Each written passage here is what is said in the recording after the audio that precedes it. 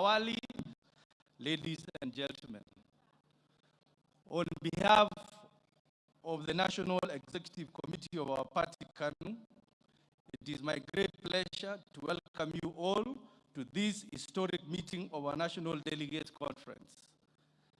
Allow me to take this opportunity to point out that we are greatly honored by the following distinguished guests who have so kindly agreed to grace this occasion. His Excellency Right Honorable Raila Odinga, His Excellency Stephen Kalonzo Musyoka, His Excellency Wycliffe Musalia Mudavadi, Honorable Senator Moses Wetang'ula, represented by Wamalwa. Thank you. The presence of those honorable men and women in this is a measure of the importance that is attached to the purpose of this meeting today. Distinguished delegates, ladies and gentlemen, this meeting is historic because it has been convened to undertake a task that was last undertaken 20 years ago. On that day, at the Moi International Sports Complex, our party chairman, His Excellency Daniel Arap Moi, led distinguished delegates like yourself to endorse the Honorable Uhuru Muigai Kenyatta as the party's presidential candidate for 2002. I stand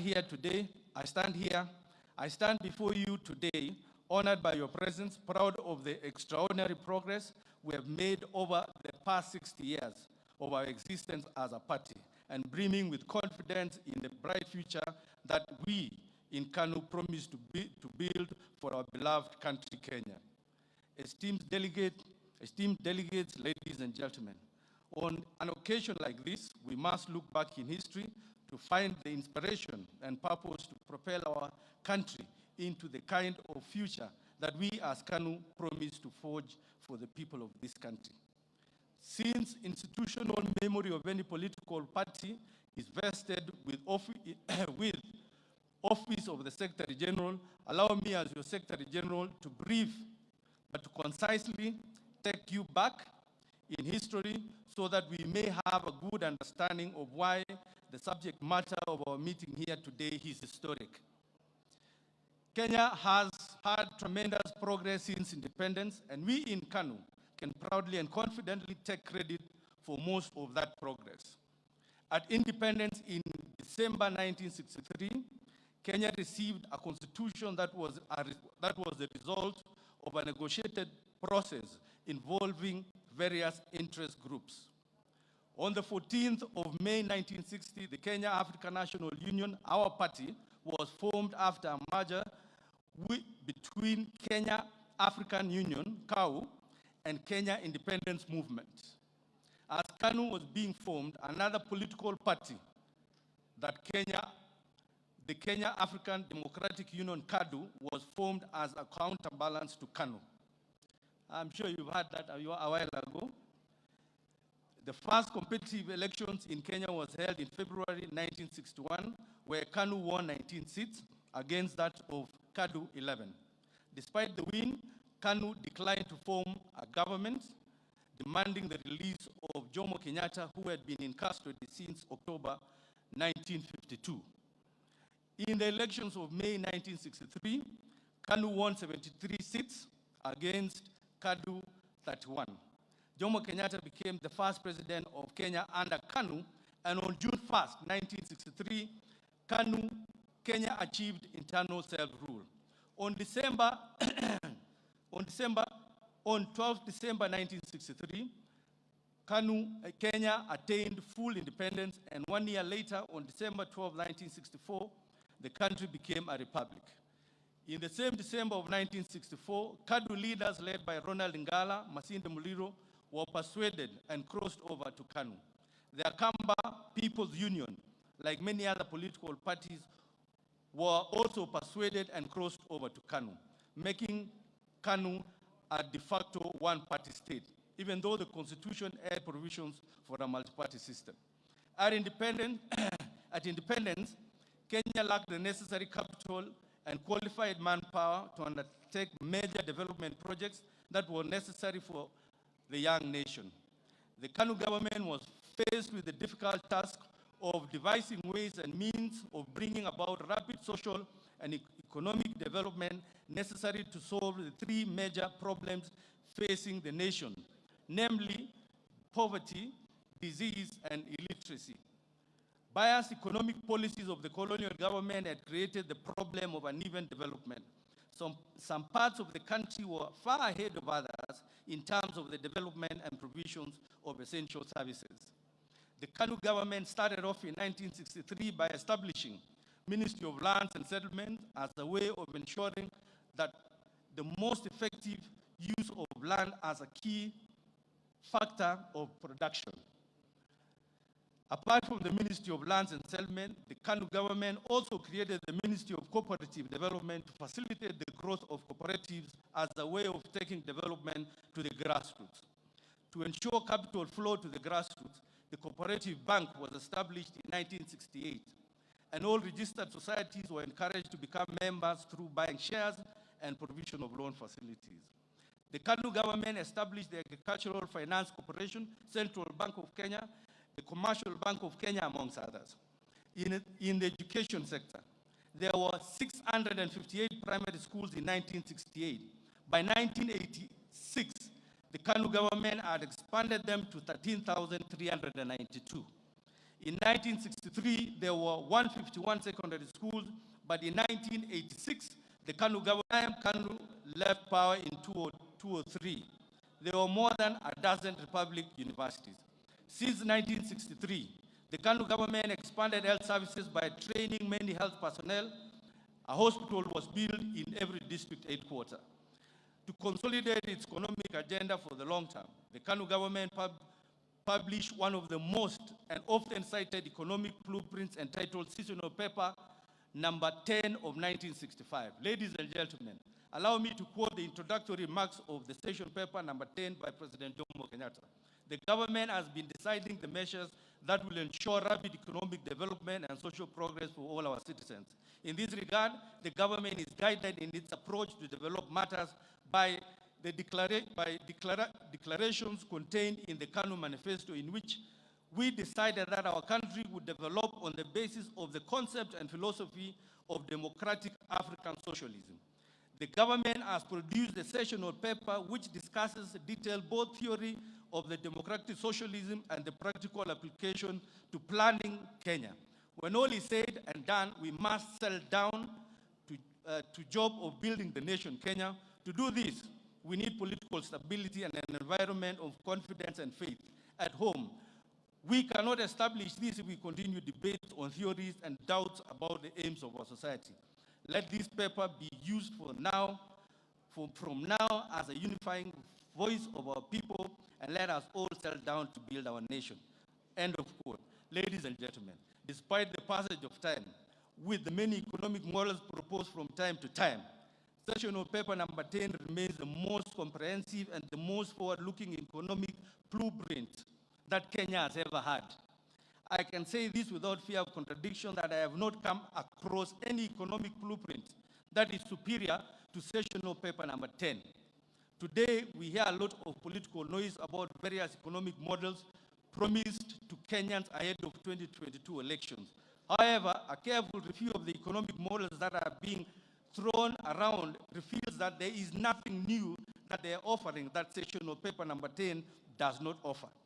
And since sessional paper number 10 was based on KANU manifesto, this means that as far back as 55 years ago, KANU had already had the foresight for where this country needs to be economically. And those selling the economic models ahead of 2022 must have plucked a page from the KANU manifesto. Ladies and gentlemen, niko karibu kumaliza. Today, every political leader is campaigning on a platform of unity, for unity of purpose, inclusiveness and shared prosperity. We in KANU embrace the agenda of unity, peace, inclusiveness and shared prosperity way back in 1978. When President Daniel Toroitich arap Moi took power and declared the Nyayo philosophy of peace, love and unity. President Moi, in line with the Nyaya philosophy, adopted the very economic model that was proposed in sessional paper number 10 of 1965 and preferred and perfected it by launching the District Focus for Rural Development Program. Under the District Focus for Rural Development, the country embarked on various grassroots development programs, boosting rural economies to stem rural-urban migration, establishing new urban areas, and ensuring equality and equity in the spirit of shared prosperity.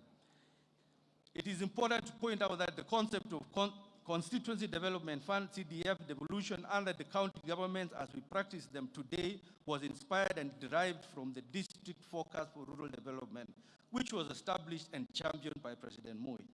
When President Moi served his last term at the end of 2002, KANU and President Moi demonstrated the highest level of statesmanship by ensuring that 2002 elections were free and fair. And when KANU candidate lost the free and fair elections of 2002, the party and the president ensured guaranteed smooth transfer of power to the next democratically elected government of President Mwai Kibaki. After losing power in 2002, KANU remained active and dependable parliamentary party, fielding candidates and retaining a presence in parliament since 1963. KANU is the oldest parliamentary party in Kenya today. While maintaining its presence in parliament, KANU has continued to build alliances, partnerships with like-minded political formations to ensure effective service delivery to the people of Kenya.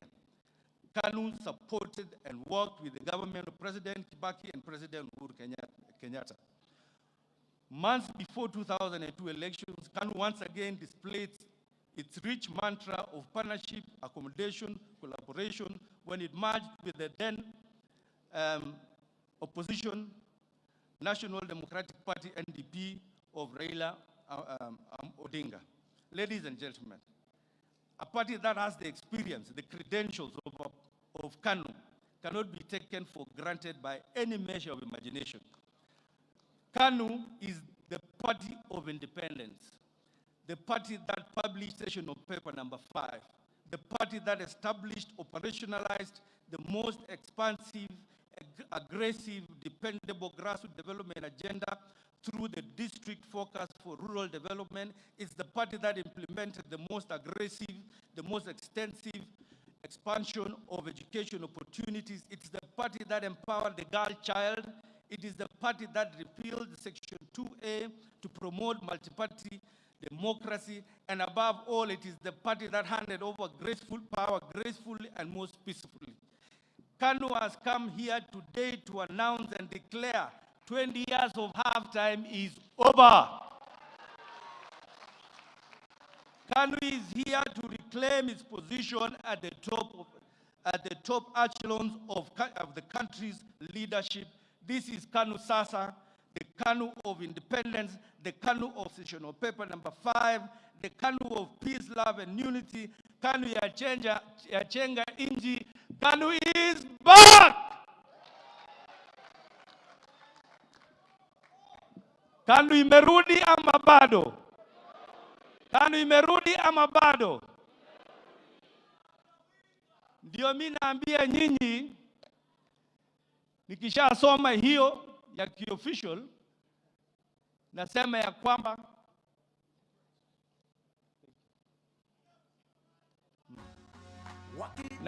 kwamba nimetoa historia ya chama kutoka nchi hii ilipopata uhuru. Na kwa hivyo, mimi niko na furaha sana. Furaha yangu ni kutoka 2002 vile nimesema hapo, na mpaka sasa tumekuwa tukisaidia watu. Tumefanya vizuri sana. We've done well. And I think it's about time that people also do well to us. So, people cannot do well to us. Now I'm speaking to you, my members of our party. It is upon us now to go out there and prove ourselves. The end of it. We have started. KANU is back. So I want to take this opportunity that is accorded to me constitutionally to read the declaration that we had today from our National Governing Council. And that will seek your approval and endorsement, and then we can move forward. Today, I will read the resolution of the National Governing Council at this Special National Delegates Conference 2021 at the Bomas of Kenya grounds on the 30th September 2021. Whereas this Special National Delegates Conference of the let me repeat. Whereas this Special National Delegates Conference of the Kenya African National Union, KANU, is legally constituted pursuant to the provisions of Article 14/4 of the KANU Constitution 2012, and aware that the National Constitution 2010 requires amendment in order for it to be in tandem with the current Constitution of Kenya and other facilitating legislation, including Political Parties Act 2011, desirous of attaining legal compliance for the party in respect of the statutory requirements. These special national delegates of the Kenya National African Union, KANU, convened at the Bomas of Kenya, Nairobi County on Thursday, September 2012, resolved as follows. One, that the KANU Constitution of 2010 be and is hereby comprehensively reviewed, altered, amended, and or changed as reflected in the KANU Constitution revised 2021. Two, that having fully met the requirements of Article 33 of the existing Constitution, the KANU Constitution revised 2021 be and is hereby adopted as the party constitution to take effect immediately. Three, that the financial report 2020-2021 be presented by the National Treasurer be and is hereby adopted. Four, that Honorable, this is the most important one, four, that Honorable Kipchele Moi, all that are important, the KANU chairman be and is hereby nominated as the presidential candidate for the KANU, for the Kenya KANU in the coming general elections of 2022. Five, that further, that Honor Gideon Moi be and is hereby mandated to engage in consultations or in any other way that the party constitution with all other like-minded leaders across the party lines with the view of winning the 2022 elections. Made at Bomas of Kenya, Nairobi, 30th September 2021. Can I get proposer for this and a seconder? Muko wengi. Can we do acclamation? Yeah, but let somebody, okay. Stand up and propose, say your name.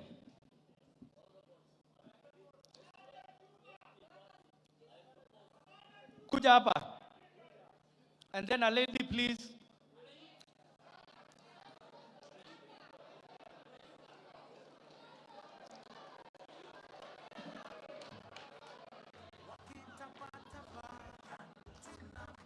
Assalamu alaikum.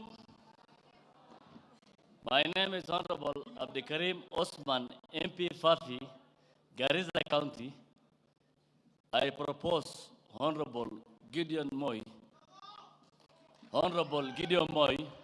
to go for presidential.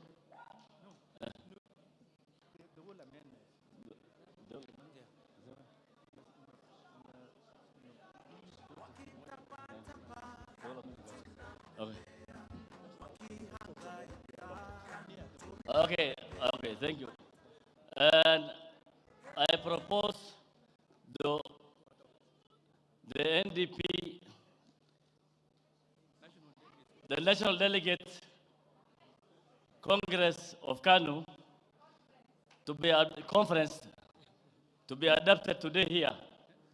And let me read it.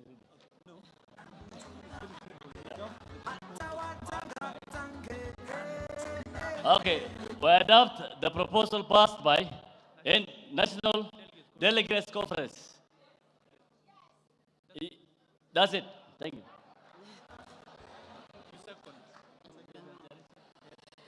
I, Betty Adera, the KANU National Chairperson, KANU Women Congress, second the amendments and proposals made by our NDC here today. Jogo! Any contrary opinion? Now, the ayes have it. Thank you. Thank you very much.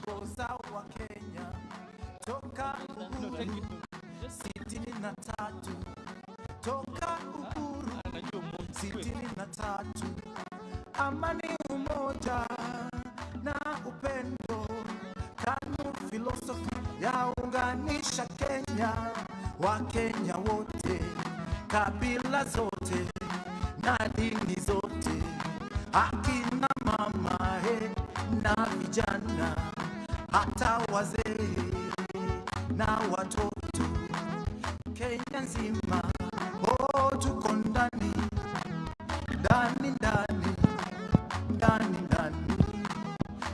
ya KANU. Muko tayari? Delegates, muko tayari? Are you sure mko tayari? Hebu simameni nione kama mko tayari. Haya. Kama mko tayari simameni, mumepropose kama KANU delegate candidate wenu, si ndio? Nao sasa lazima tufanye nini? Tufurahie kidogo kabla hajajipange aje na nguo yake rasmi ambaye akija hapa ndio aweze kutuongelesha. Mko tayari? Wako tayari. Haya DJ, tupatie wimbo moja tukunjue, wale wameketi sana pia wewe uweze kukunjua miguu, tuweze kupeperusha bendera, alafu tumkaribishe chairman akija aweze kuzungumzia Wakenya. Wana KANU, mko tayari kwa rais mtarajiwa? Kwa rais mtarajiwa. Mmekubali? Haya, MC Jesse. Yes. Hebu nipe mziki gani tufanye nao mazoezi? Twende kazi DJ.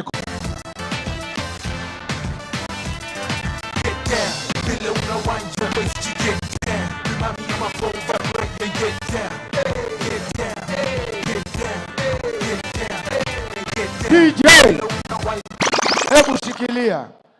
Wana KANU, huyu MC Jesse, si mnamjua? Anasema anajua kudance. Mnataka kumwona akidance? Nani atatoa zawadi? Hakuna zawadi. Kwa sasa mimi nataka tumkaribishe chairman. Are you guys ready? Because when you talk about leaders in our country, we need to appreciate each and every leader with their desire and their constitutional right that they have to vie for presidency, to vie for any other seat they would like to vie. Si ndio? Na leo kama wana KANU ambao mko hapa, ni wakati wa chairman Mheshimiwa Gideon Moi aweze pia yeye kujileta mbele. Mumesema ndiye mnataka, na yeye aje kwa mbwembwe zake kama rais. Nataka ingia hapa kama rais aweze kuwazungumzia Wakenya, kwa sababu pia televisheni nyumbani wengi wanatutazama, regions tofauti mumewawakilisha, lakini waliko nyumbani wanatazama, wanataka kusikiza presidential candidate Gideon Moi anasema nini. Kwa hivyo sitataka nyinyi mumuangushe akija kujileta pia mwenyewe, kwa sababu tumemtayarishia aingie kwa mbwembwe na shangwe. Kwa hivyo ningeomba wale wameketi tusimame ndio tumkaribishe Mheshimiwa chairman wa KANU na wimbo wa KANU ambao upo, na ndio huu. DJ, twende kazi. Tupe. Kwa hivyo tutapeperusha bendera zetu. Kupepea bendera. tupeperushe kabisa, ndio ataweza kuja Mheshimiwa Rais mtarajiwa anayebeba bendera ya KANU, Mheshimiwa Chairman. Mimi na Kade tutasonga ndio tuweze kumpa nafasi. Kwa hivyo tuendelee kusimama tupeperushe bendera, kwa sababu yeye pekee ndio tunataka kumwachia nafasi hapa aweze kuingia kama rais, aweze kuzungumzia Wakenya. Karibuni sana, peperusha bendera. KANU tunapepea, wakitapatapa, KANU tunapepea, wakihangaika, KANU tunapepea, hata watangatange, KANU tunapepea, litawachoma sana. KANU tunapepea, Chama kiko imara, chini ya Gideon Moi. KANU tunapepea, Wanafiki wajue, KANU tunapepea, wapige hapa kule. KANU tunapepea, Gideon Moi, KANU tunapepea, jembe la majembe, KANU tunapepea, umesoma uongozi, KANU tunapepea. Tuwe tayari kumpokea rais mtarajiwa iongoze. ambaye atasimamia kwa tikiti ya KANU. Tunakuamini, KANU inapepea. sisi Asante. Wakenya. Asante DJ Polka. Na kwa sasa mko tayari, sio? Nataka tumkaribishe kwa makofi ya KANU vile tulikuwa tunakaribisha. Makofi, one to go. Karibu Mheshimiwa Gideon Moi, wapi nduru ya KANU? Makofi, makofi. Karibu, karibu, Litawachoma karibu, KANU inapepea. karibu. kiko imara, Makofi. Tunapepea. Basta. ya Gideon Moi. Karibu Tunapepea. rais mtarajiwa Wajue, Gideon Tunapepea. Moi. hapa kule. Karibu. Tunapepea. Wapi bendera? Bendera. Peperusha. La majembe, Karibu. Tunapepea. Karibu. Tunapepea. Mheshimiwa Gideon Moi. Tunapepea. Karibu sana. Karibu. Tunapepea. Makofi. Makofi. Tunapepea. Makofi. Makofi. Tunapepea. Moja. Funga. Tunapepea. Fungua. Haya. Karibu. Karibu mheshimiwa. Asanteni.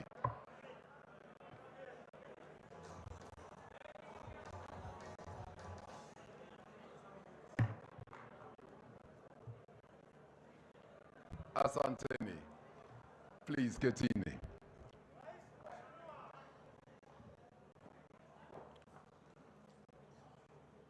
Your Excellency, Stephen Kalonzo Musyoka, Your Excellency, Wycliffe Musalia Mudavadi, my friend and colleague Senator Weta, but who is not here with us today, but has been represented ably by, again, another friend of ours. Friends, ladies, and gentlemen, truth be told, my heritage makes me the most unlikely person to stand in your presence today and be nominated for the presidency by you.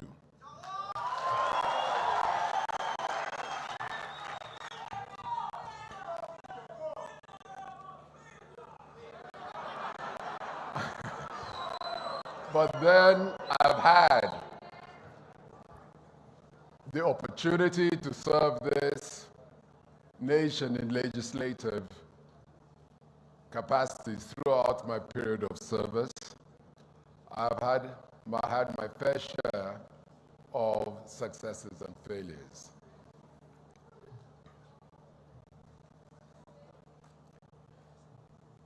However, I take great pleasure in the tremendous lessons I've drawn from these experiences. And if there's one thing I am certain about, is that it's possible to make this country great for you and for me.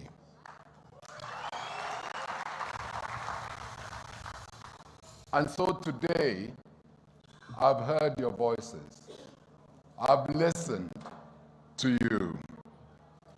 The voice of the people is the voice of God.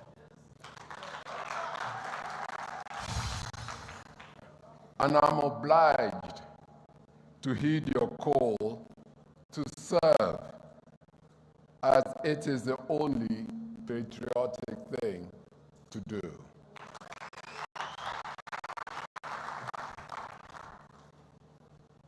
This is a singular honor to me. It is a testimony of the trust and solemn obligation that you have bestowed on me. I'm grateful to the Almighty God for the far He has brought me and our party, KANU. Today, I want to assure you that you have the time, the energy, and the resources to get out there. Comb every part of this country, build friendships with those who share a common vision for the nation. And with God's help, we shall come back to you with nothing short but victory.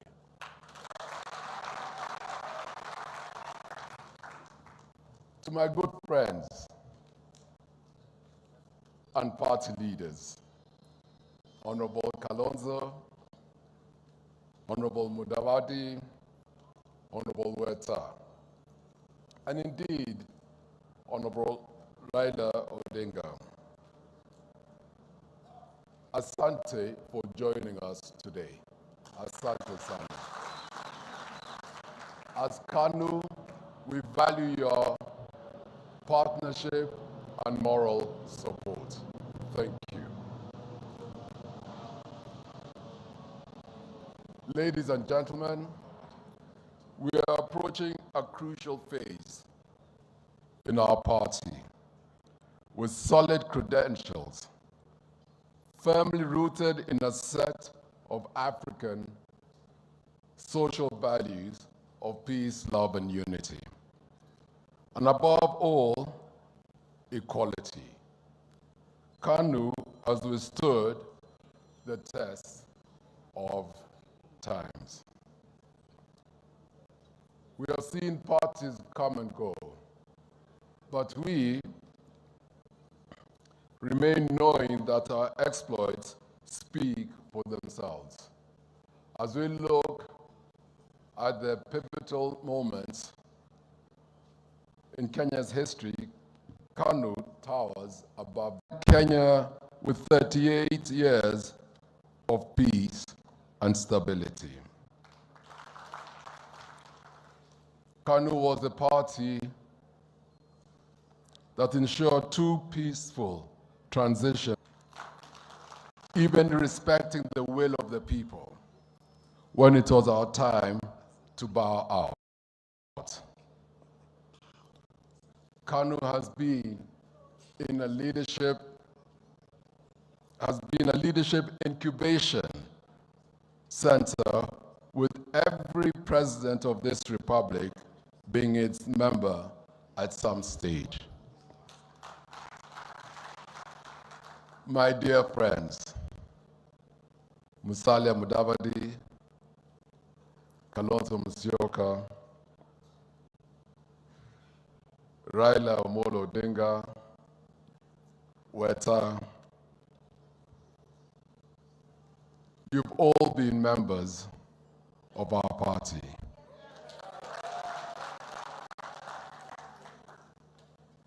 And I dare say, all the previous presidents held positions in our party. And the positions they held, my brothers, was the position of chairman. So unaona pale yunalenga.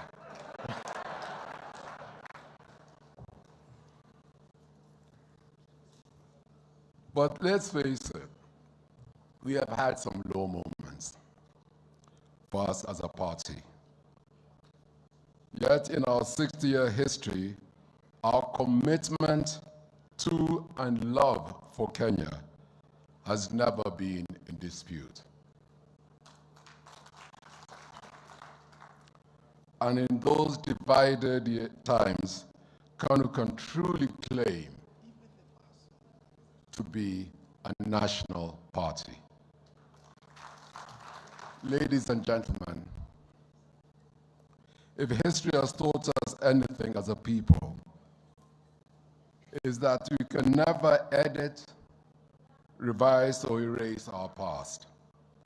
To us, that is not even an option. We acknowledge, therefore, that during KANU's time in power, some things went wrong. We were never perfect, but we still have a burning desire to right those wrongs. Because we cannot change the past, we will certainly change the future. After 2002 elections, we went on a 20-year, as my SG said, half-time break from presidential politics. And throughout that period, we have supported other parties and watched as the affairs of this nation is run by others. That period offered us a unique opportunity to reflect on what needs to be done differently. For the imperative of the scriptures, of nature and of life, is that we must change or perish. And today, I want to declare that our half-time is over and we are back.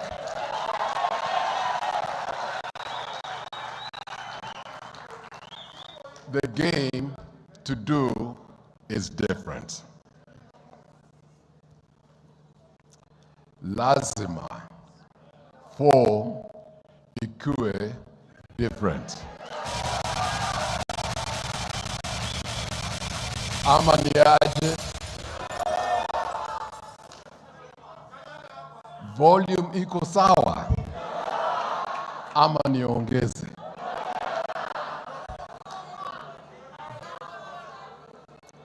The 2022 elections will be a defining moment for this country. It will be an opportunity to uphold the dignity of our people and to draw a line between their fears and the hope of a better future.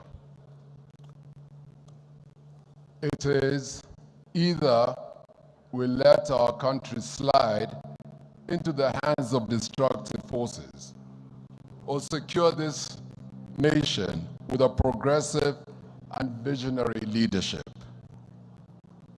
And for the latter to happen, we must do things differently.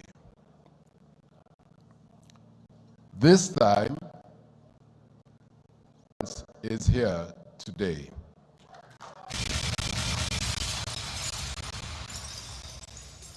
Thus, in the coming days and weeks, we will unveil our roadmap to a different Kenya.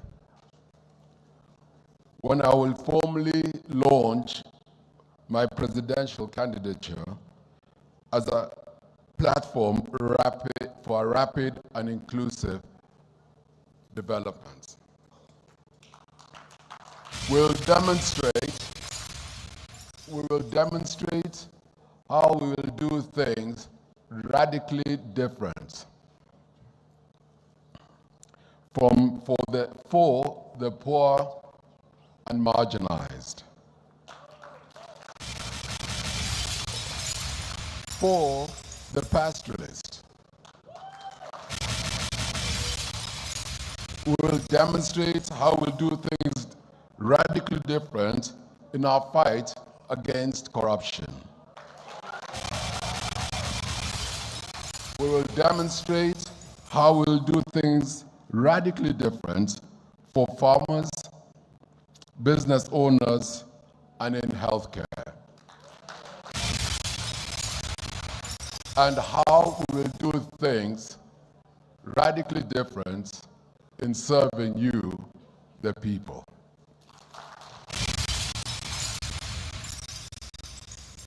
Our ideology is simple.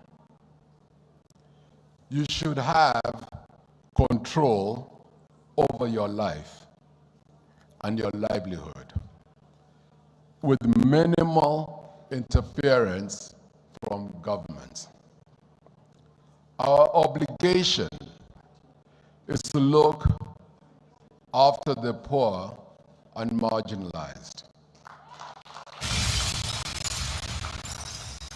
and remove the burdens that prevent a majority from prospering, period.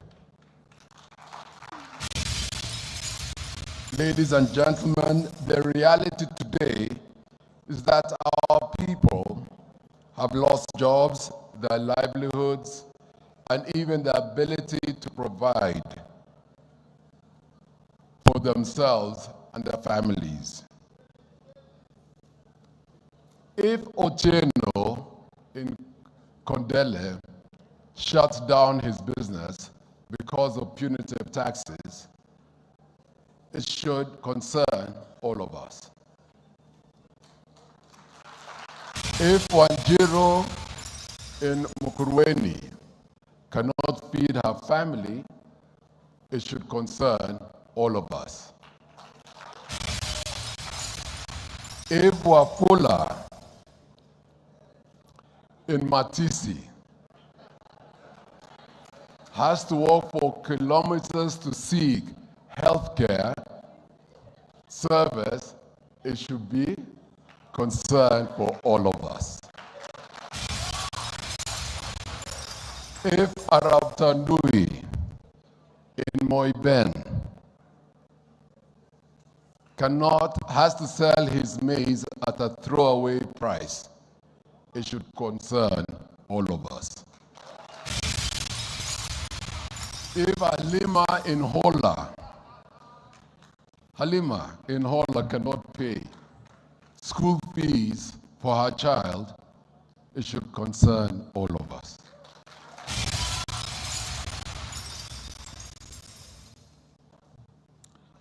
Our people's concern and frustrations must keep us awake, push us into action to do different.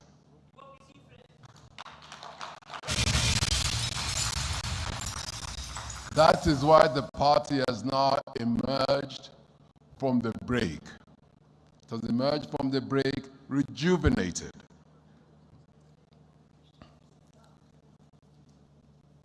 And refreshed. And indeed, we are KANU fresh.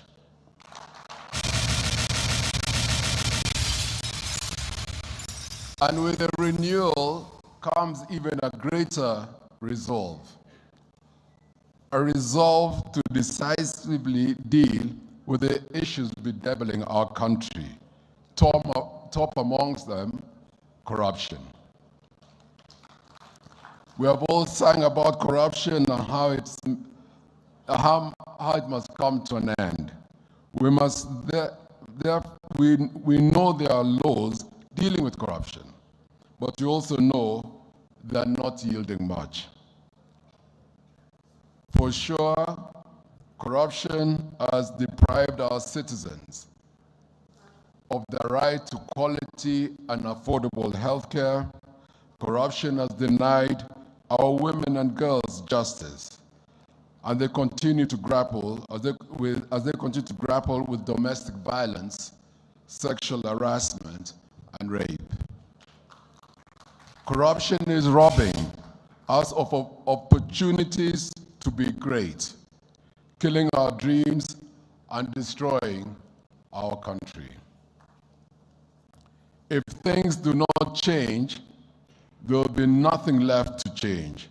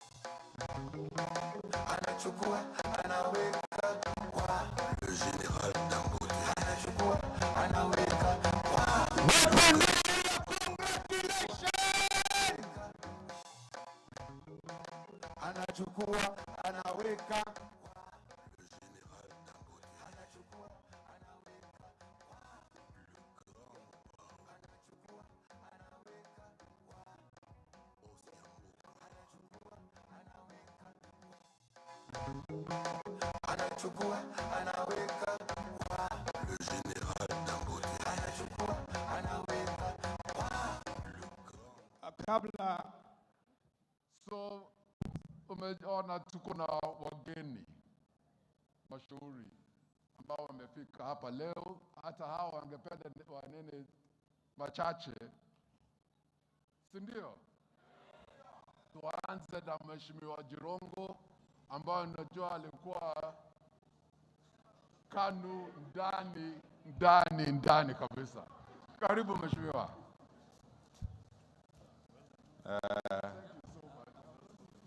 Wana KANU, Mheshimiwa Gideon Moi, viongozi wote ambao tuko hapa, Mheshimiwa Musalia, Mheshimiwa Stephen Kalonzo Musyoka, yangu tu ni kurudisha shukrani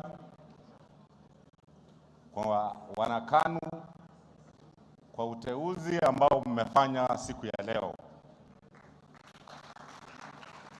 kwa sababu wale ambao wanamuelewa Mheshimiwa Gideon Moi, that is the epitome of humility.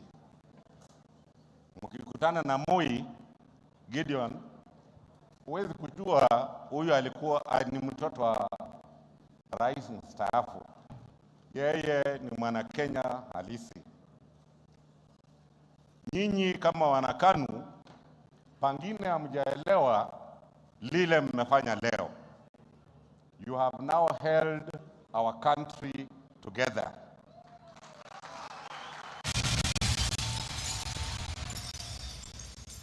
Hawa ndugu zangu ambao wamesimama hapa, wote wana nia ya kuwa rais wa Jamhuri ya taifa letu.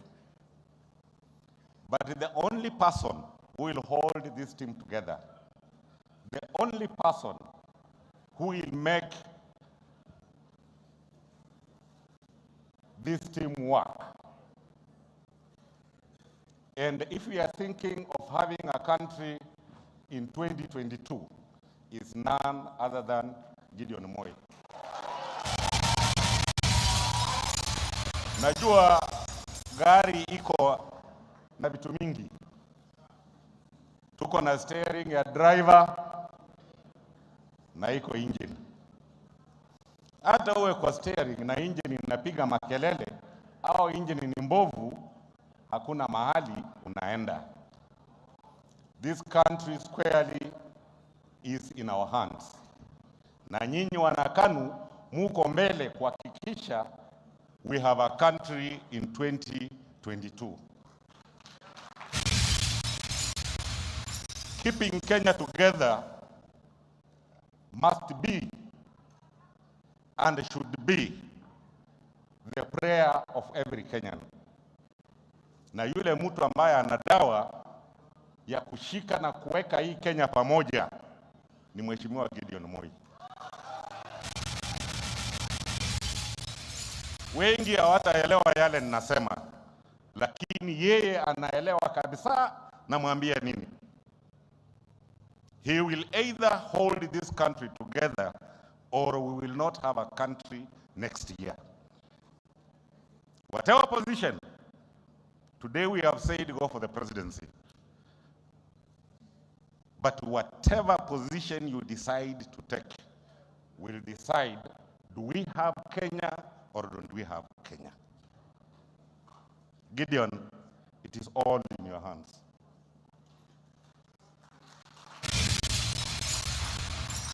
It's all in your hands. Unaelewa vizuri what I'm trying to talk to you? Hawa ndugu zangu wanaelewa. And there is one thing.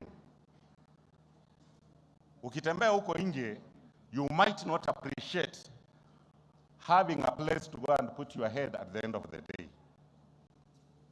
If we take this affair lightly, we might not have a home in this country next year. We all, with the capacity to undo that unselfishness, will be Honorable Gideon Moi. Mimi nataka kuwashukuru ninyi wana KANU na wale ambao wanatusikiza. Tujue Kenya ni kubwa kuliko sisi zote, na tujue ni muhimu, lazima tuwe na taifa la Kenya kesho. Hatuna nyumba nyingine, nyumba yetu ni Kenya peke yake. Mungu awabariki.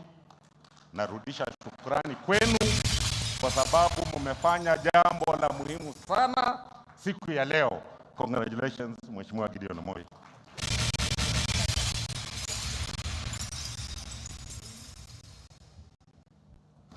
Thank you very much. Asante sana Mheshimiwa Jirongo. Sasa ningependa nimuite Mheshimiwa Kanini Kega, ambaye is also the chairman of the Finance Committee kwa Bunge and a very popular member of parliament in Central Kenya. Na his nickname is Johi. Karibu ndugu yangu.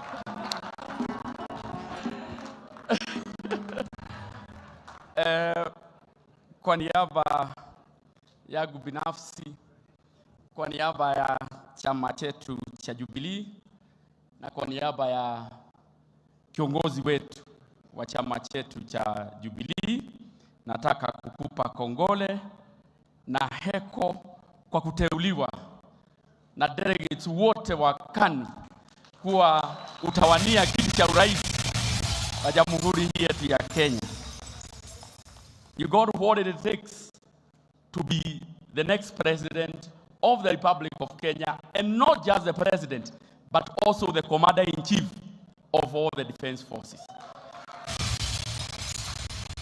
GM, you're my good friend, and we have walked a long journey. And when you called me yesterday, nikauliza mdosi wangu kama nikuje. Mdosi wangu na ni mdosi wenu is His Excellency the President Uhuru Muigai Kenyatta, who is our party leader.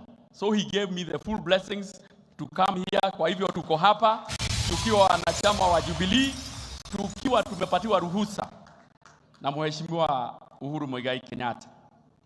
Nikimalizia niseme kwamba if you want to walk fast, walk alone. If you want to walk far, work with others. GM, you have been nominated. The team behind you here, plus also the Prime Minister, the former Prime Minister Raila Amolo Odinga, will be the team that will form the next government. I have no doubt in my mind. Ukiongoza, and I know you are a team leader. Ukiongoza, you people will form the next government. Na mkitengeneza serikali, kanini musikaache kakue tu hapo katikati. Thanks so much and God bless you.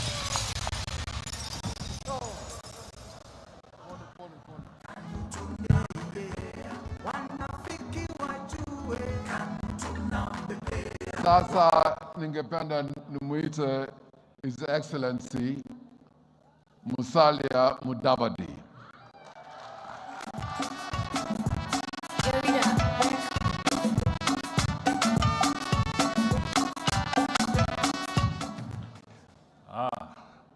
Wanakano hoye. Muna furaha? Hebu nionyeshe kwa kupeperusha bendera. Haya.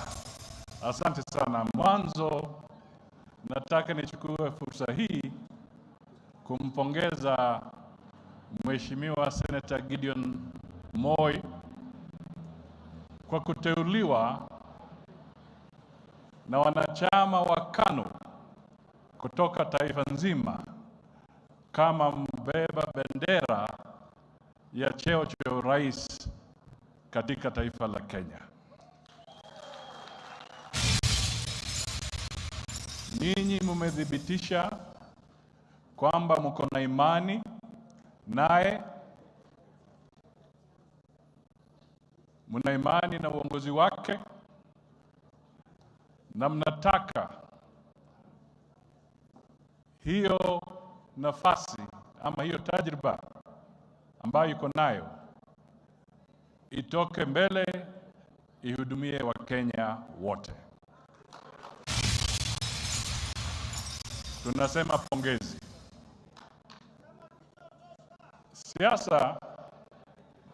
Siasa ya Kenya haiwezi kukamilika kabla hujazungumza kuhusu KANU. Sisi wote tumedungwa sindano ya KANU.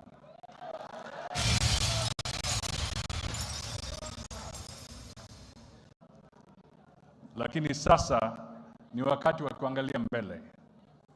Na hotuba ambayo Gideon ametoa hapa imenifurahisha kwa sababu ni hotuba ambayo imelenga mbele.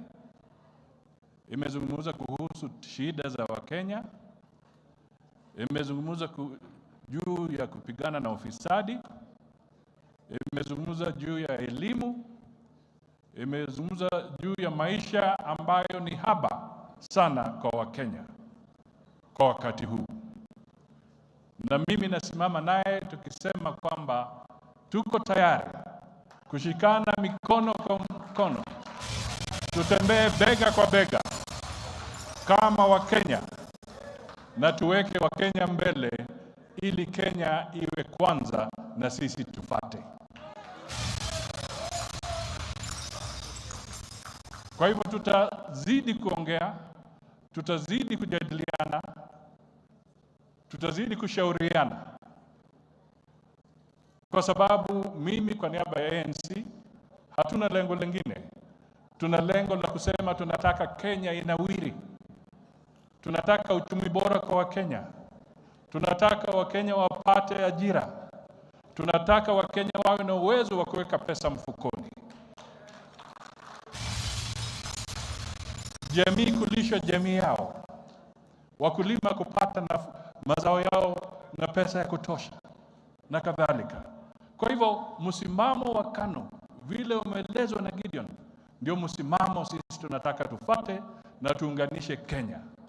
Tunataka Kenya ambayo itaheshimu sheria. Tunataka Kenya ambayo itaheshimu katiba. Na KANU imesema hilo ndio lengo lao. Kwa hivyo mimi najua tutaweza kutembea pamoja.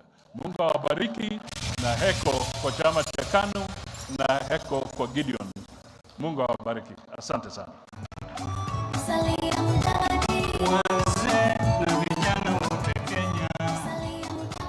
Sasa ningependa mwite His Excellency Stephen Kalonzo Musyoka.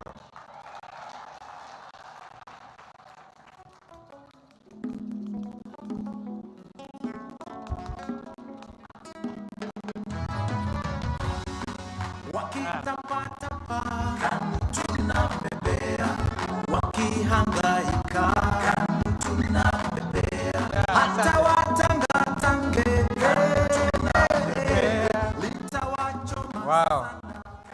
Hata watangatange nyenye mwapepea.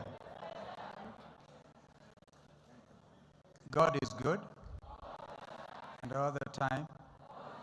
Mungu yu mwema na kila wakati. Na washukuruni sana, lakini kwanza shukrani kwa Mwenyezi Mungu kwa siku ya leo. Septemba tarehe 30. Masalia tu siku moja, kesho ni mwezi wa 10.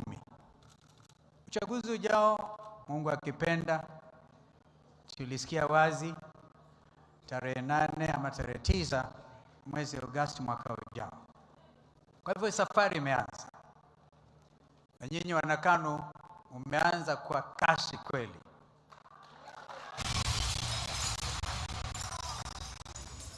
Ikumbukwe kwamba mimi mwaka 1988 nilichaguliwa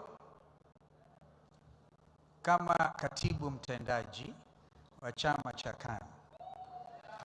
Na hivyo basi nikahudumu bila uoga, nikiwa hata mtoto kiasi fulani. Mzee Moi akatushika mkono. Mtashangaa kwamba siku hiyo hiyo nilipochaguliwa kama katibu mtendaji, aliyechaguliwa kama chairman alikuwa Mzee Moi mwenyewe, Mungu amlaze vyema. Makamu wake alikuwa Profesa Josephat Karanja. Chairman alikuwa Peter Olo Aringo. Secretary General alikuwa Mzee Mudavadi. Mwambieni ndugu yangu, balance baina ya mikoa. Akawa ndiye treasurer wa KANU hata kabla ya mzee late William Olentemama. Basi mtaona hata mzee our late Secretary General Joseph Kamodho alinikuta mimi nikiwa katibu mtendaji, kwa sababu Saitoti naye alikuja baadaye akachukua nafasi yake Karanja. Kwa hivyo mimi kweli nikisema ni mwana KANU, I think ina sababu. Ni kwa vile hawezi kuwa kwa vyama viwili. Lakini nashukuru kwamba kwa niaba ya wenzangu wanaharakati wapendwa wa chama cha Wiper Democratic Movement, nimekuja ili niseme pongezi kwa ndugu Gideon Moi na chama cha KANU. KANU fresh, mbele iko sawa.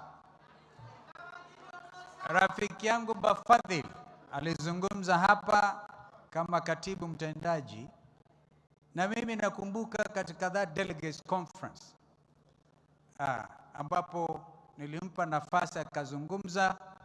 Mzee Moi akasema huyu kijana huyu ana umaarufu wa kuongea, na nadhani kwamba kwa chairman. Hebu angalia that time ndugu Musalia had caught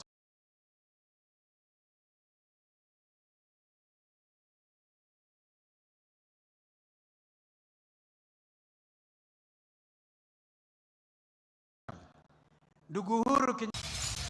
I want to assure you, my brother, we will walk this journey together. You know, we have already started walking this journey together under One Kenya Alliance. It's of an embodiment, One Kenya Alliance. Kwa hivyo nikisema OKA munipe Kenya moja. Okay, KANU iko hapo ndani kama vile Secretary General wenu anasema. One Kenya Alliance, the embodiment actually of the handshake. Because my friend Raila, kosa akitaka kukuchekesha, anasema tulikuwa tunaenda Kanaan, lakini mtojora umeingia mamba wengi, kasha tujenge daraja. Bado tunajenga hiyo daraja, na hiyo daraja kwa maoni yangu ni One Kenya Alliance, ambapo KANU iko mstari wa mbele. Kwa hivyo ndugu Gideon, unajua niseme haya kwa sababu ni wana KANU. Kabla mzee kutuacha, alinikalisha chini mimi na ndugu Gideon, na yale ambayo tulizungumza na mzee Moi bado yako fresh kwa akili yangu. So this is a real brother. Huyu Gideon, hata kama wengine watakuacha, you know I can't. Na kama wengine watatuacha, na kama wengine wataniacha mimi, najua Gideon hawezi kuniacha. And that is the future of this country. Tunashukuruni sana. Mungu ni mwema. Mungu ni mwema sana. Na hiyo safari sasa, beautiful speech, ufisadi umeweka mbele, kipao mbele, ufisadi. Huwezi kuweka wafisadi kwa uongozi wa nchi. Nchi itakuwa ufisadi mtupu. Mwalimu Nyerere kazungumza juu ya swala hili, na ndio naona ndugu wa Tanzania hawa wako mstari wa mbele. Huwezi kuzungumza mambo ya ufisadi kule. Kwa hivyo hapa tuwe macho. Kumekucha, safari imeanza. Ndugu Gideon, shika usukani. Nawashukuruni sana. Nimeona hata ameweka ile ua ya mzee hapa. Na mimi nitafutie kamoja niweke. Zara, thank you for standing with our brother. You are a wonderful lady. She looks like an Egyptian queen. And she means well. If there are leaders with clean hearts, and this is why I'm here, because Gideon, out of his own upbringing, the way I know him, is not a liar. Unajua shida ya wanasiasa ni udanganyifu. Yaani mtu mnakaa na yeye hapa anakudanganya, na unaona anajaribu kukudanganya, and you move on. Lakini Gideon speaks his word. It's like my training. My word is my bond. Najua huyu ndugu ana roho ya udanganyifu hata kidogo. Na kama kuna shida tukizungumza, Gideon anasema I must tell you the truth.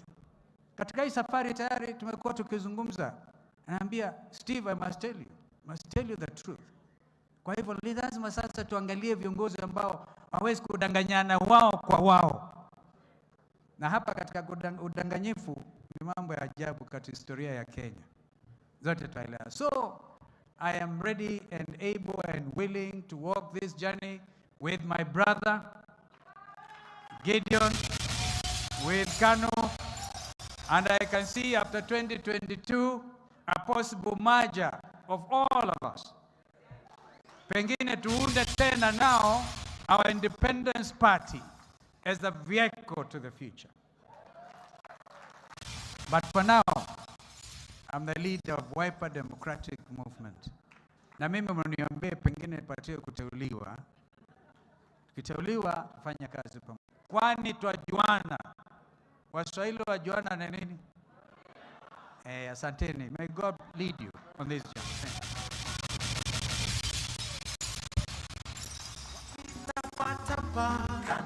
Tunabebea wakihangaika, tunabebea hata watangatange.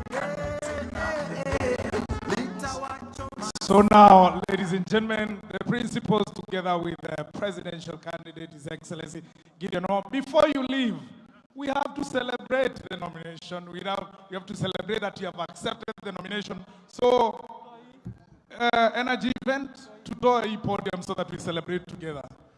Are you ready? Ningeomba tusimame ndio tuweze kucelebrate pamoja.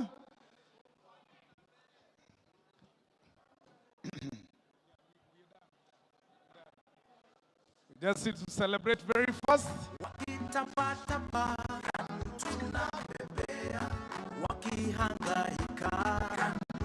Ningeomba tafadhali mje hapa na wakati kwa sasa Kade niletee yule msanii ambaye uko nayo so that we celebrate as we come to the end of this wonderful event. Let's celebrate together na msiondoke because pia hatujapiga. Haya, DJ shikilia.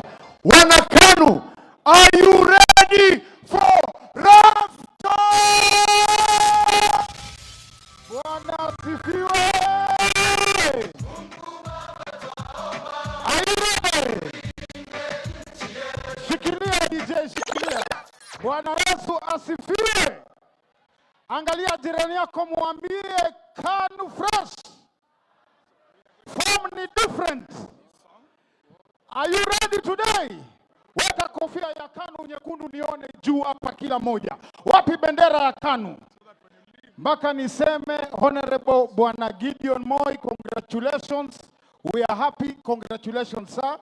I can see Honorable Kalonzo Musyoka. I can see Honorable Jirongo. Na mimi kuna kitu nimeona leo, ngoja kidogo DJ. This is important niseme. Kenya nzima imeona Wiper, ODM, KANU zote zimeshikana, imekuwa kitu, si kitu ya maana, ni umoja.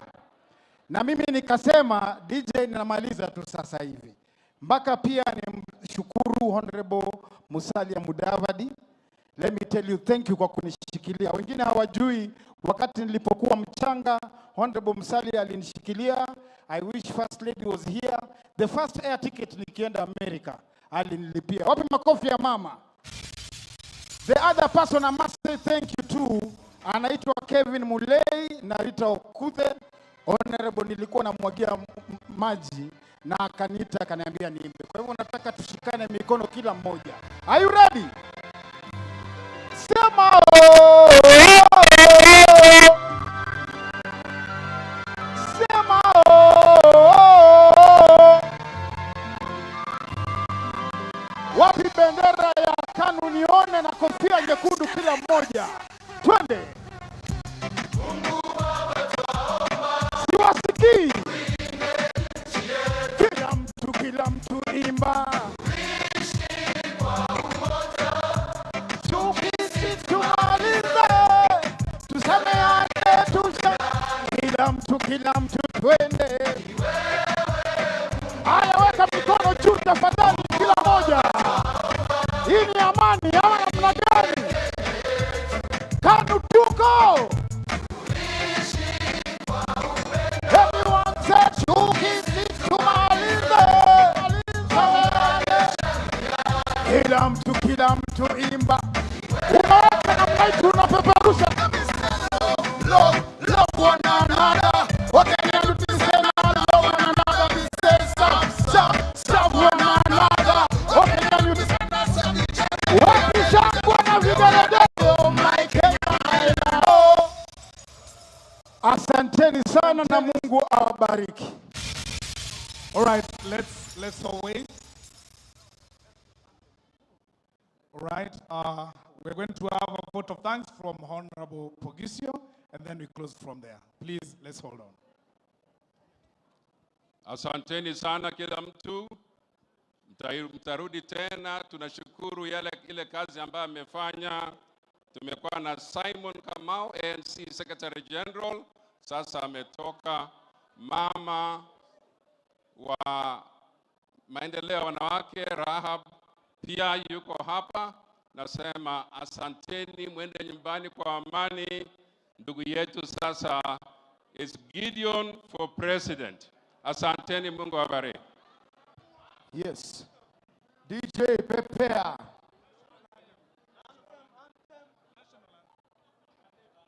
Haya, naomba tusimame for national anthem. tafadhali kabla tujaondoka tusimame kwa national anthem.